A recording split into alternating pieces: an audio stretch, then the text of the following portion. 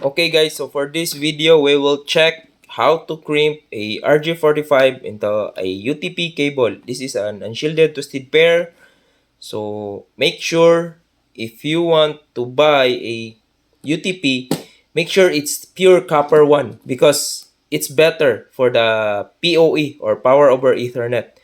So here's a video. So first you need to remove the cover. So using a cutter, carefully cut then just like that.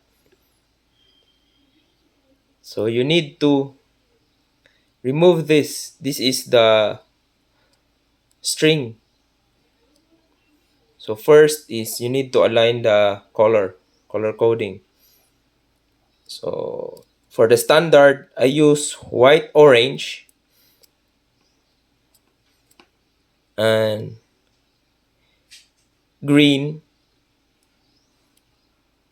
White, orange, orange, white, green, then blue, white, blue, then green, white, brown, and brown. Okay. So here's my color coding. So that's white, orange. Pin number 1 from left to right. White, orange, orange, white, green, blue, white, blue, green, white, brown, brown. Okay. So you just need to arrange it in such a way that it will flatten. No? Then line it up. Then cut it all together. Okay, so after cutting it all together, recheck again the pins, the coloring, white, orange, orange, white, green, blue, white, blue, green, white, brown, brown. Okay, then this is the RJ45 connector.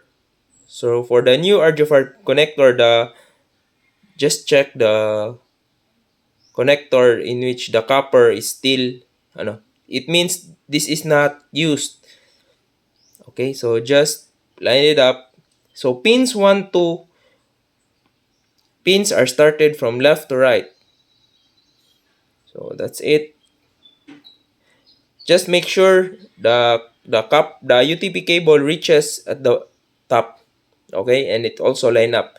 Then once ready, make sure the cladding reaches this clip because it holds the cable firmly. Okay, so that's the RJ45. Then after that, just crimp using a so twist another one. Okay, so make sure the pins are correct. Okay, so this is the crimping method. So that's the workmanship of a network engineer. So cables are, that's why it's very important that the cladding can reach this clip. It's firm. So to double check the cable, you just need to network cable tester. Plug the RJ45. So for a straight through cable, all numbers should be the same from 1 to 8 since this is an 8 core cable. Okay, so 1, 2, 3, 4, 5, 6, 7, 8. That's it. So that's a perfectly crimp.